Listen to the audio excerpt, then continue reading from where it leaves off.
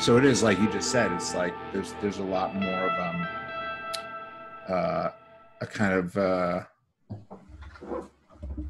spiritual element to, you know, trying to integrate my art with my life, with my relationships, with my, you know, my public persona, all these different things that, you know, when I came to that point, I realized that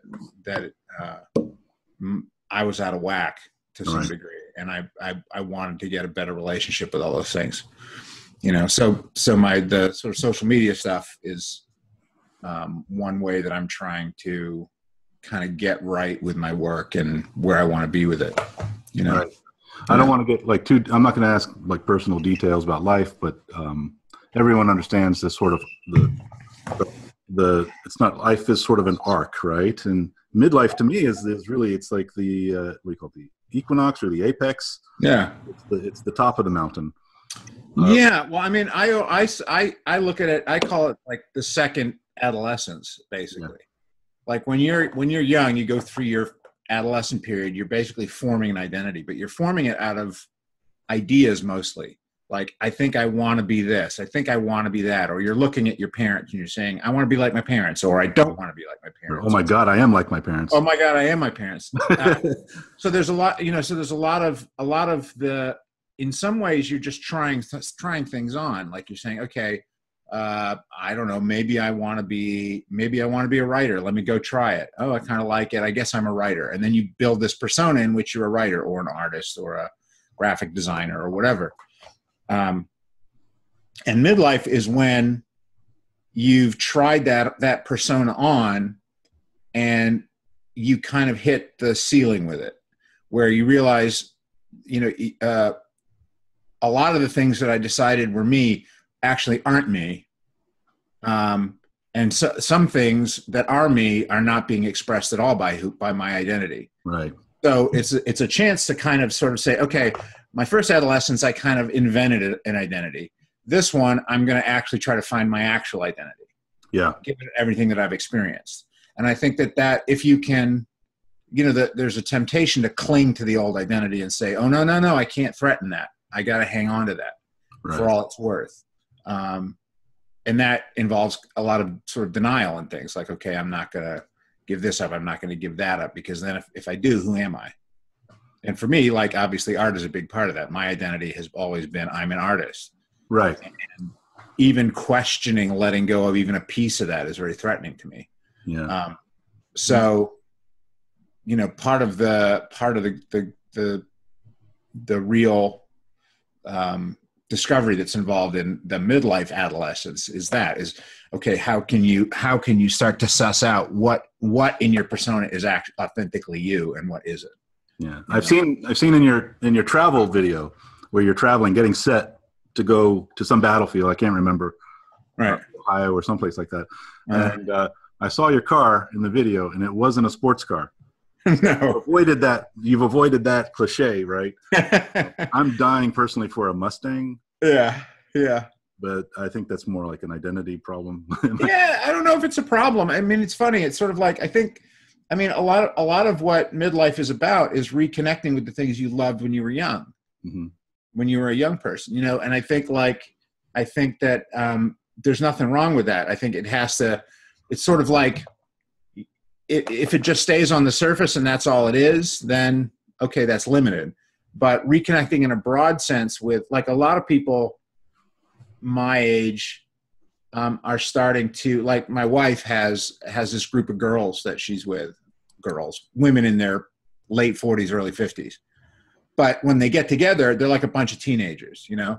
Yeah. And there's something very sweet about that. Like they're kind of re-experiencing this thing that they had when they were younger, you know. Then they had kids and they had careers, and you kind of let go of all that, and you grew up and became very adult and everything. And there's something sort of charming to me about going back to, you know, dancing at concerts and being silly and, you know, getting drunk and running around and whatever, you know. So I think a large part of that second half of life is kind of reconnecting with the things that you kind of let go of when you were becoming an adult. You know, You kind of push and say, oh, these are childish things. These are things I no longer, am allowed to like. I've got to now be practical and survive and build a career and whatever. So let me segue that into your current passion. Outside, you're still doing commercial art, more. I mean, call it commercial art, but you're really an artist. Right? Things commercially, but we see you going out into the field and painting these luscious landscapes, basically. Not a dragon or spaceship anywhere in them. Yeah. I think you're choosing the battlefields because of their isolation and solitude more than the fact that they were really partly. I really have always enjoyed military history. I'm a gamer. I play military games and stuff. So, but I never really did a lot of visiting of battlefields. I never did that. Do you have a particular favorite board game or other game that interests you? What is my favorite game? Off the top of your head. Oh my God, there's millions. Here's one. Just happen to have it here. This is Operational Studies Group is a company that does Napoleonic games. Right. And I just actually I'm designing the covers for all their games now. Super. I've got graphic design. I'm not doing the paintings or anything, but we should come over here because I've actually walked through woods in Lithuania where they said Napoleon sat there. And I'm sure. Yeah. I'm going to come over in May. I'm going to Germany. I'm going to do a tour with the designer from OSG, Kevin Zucker, and we're going to go do a number of battlefields in Germany from the 1813 campaign. So. Oh, you can come. You go to Vilnius. I recommend. I lived there for many years, and that's where they were digging up a main road in the old town, close to the cathedral, and also on the other side, on the outskirts. They were surprised to find rows of Napoleonic soldier remains. Yeah, that's where they froze, on the way back from Russia. Yeah, and I was like, really, it's like we're walking on top of history over here, and American. I feel well. The first when I started sort of becoming interested in painting in battlefields, there's a bike trip that goes from Washington D.C. to Pittsburgh, where I live, all along the Potomac River, and then a rail trail that goes up over the mountains to Pittsburgh. Right. And my wife and I have done that a couple times, and the first time. It goes through the battlefield of Antietam, or right near it. And so I said, oh, Antietam, I've never been there. I'd like to stay. And so we got a B&B there for an extra day, and we just, biked to there and then stayed for a couple days and biked around the battlefield. And I did some watercolors and stuff. And it was just like, for me, just an amazing, there's something for me about those places that's very special, very eerie, moving. Yeah. So to me, it like infuses the paintings with those kinds of emotions too, Right. Your storytelling. Yeah. They're really, or something about mood. Like the funny thing about landscapes, and for me, it's like naturally the way that I think pictorially is in a storytelling way.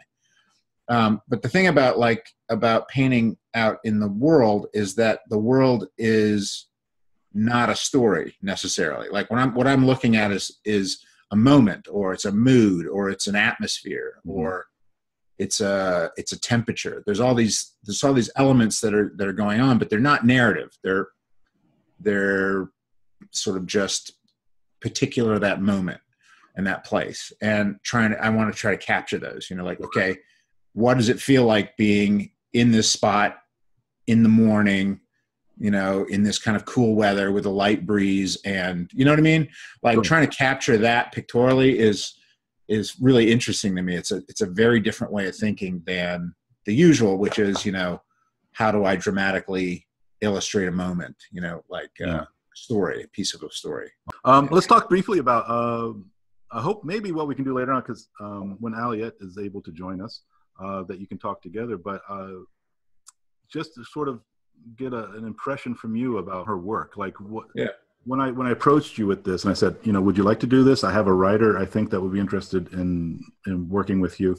And she's has the same, I keep saying the word poetry, even though we're talking about prose and painting. But Aliette's writing is very rich. When she speaks, she's very fast and her thoughts are skittering on this high level very quickly, and it's like, wow, it's really amazing. But when you read her work, for me, I read her work, and I just linger slowly over her sentences. I agree. I want to get your impression of her. Well, when you mentioned partnering up with her, you had mentioned that there was a podcast called Clark's World that had some of her work on it, and so I listened to a couple of her stories when I was driving down to those battlefields. And I was really struck, just exactly like you say, by the poetry of it. And also there was this very unusual quality, this sort of immersive quality where she doesn't explain so much. She just immediately plunges you into this, into this alternative perception field or something like that, where like you just are being very casually informed as if you're a family member of this character who's from another species. There's no, it's just very casually, you come to understand that, like in the story that we're working on, that these creatures have multiple limbs, and you're like, okay, I didn't see that coming.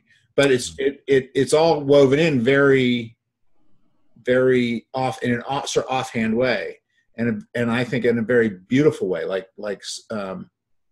There's a thing in art about suggestion versus description, right? And I think in her work, there's a very strong element, a suggestive quality to it, where it's not like everything is defined. And I think that's where your use of the word poetic versus, even though it's prosaic, prose is generally it's about transmitting information. Literally,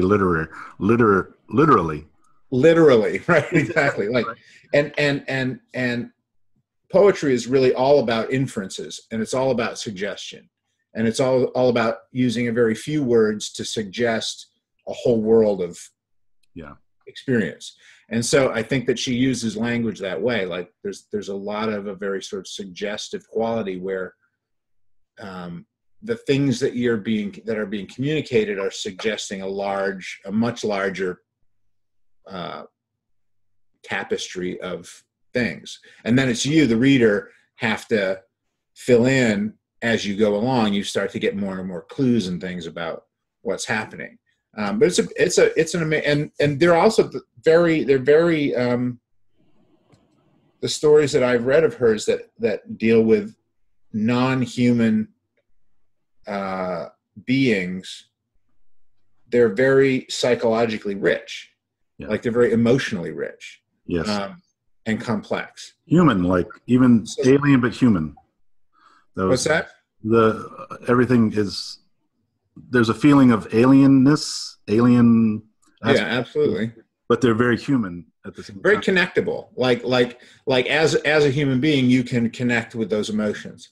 Like I think that there's it's not cold, and it doesn't feel like you have no entry point to the lives of these creatures. You feel very much like you're participating in that, in their experiences.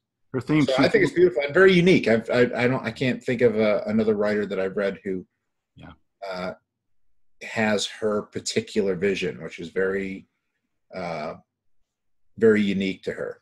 She's very well loved. I was familiar with her work. I would say about as much I was with other writers in the book, like Ken Liu, for example. In that I've read some of her short stories, and I've been starting to buy her books that are out now and available. Yeah, House of Shattered Wings, for example. Having terrible shipping problems based on my location, but I'm getting them. And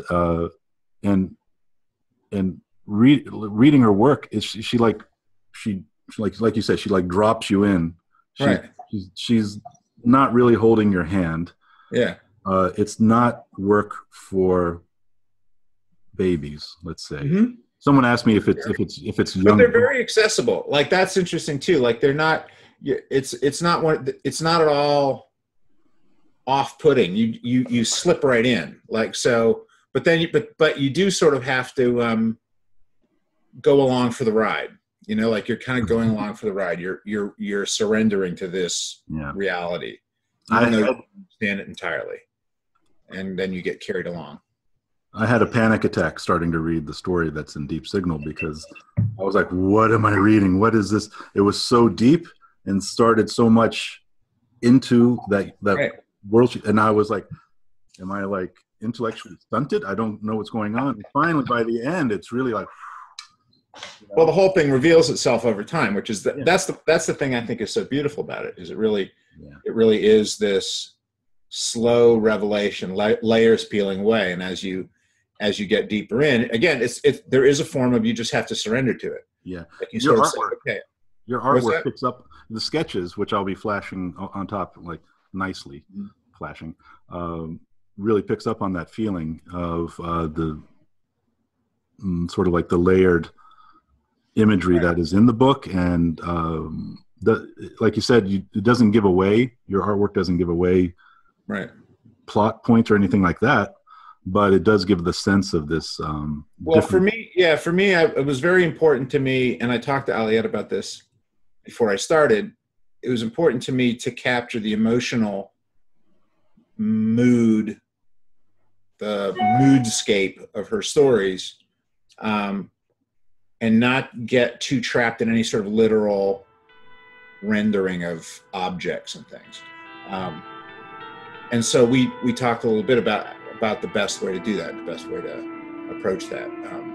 And that syncs up very, very closely with a certain vector in my artwork right now, where I'm really trying to use visual images to capture emotional states, or to capture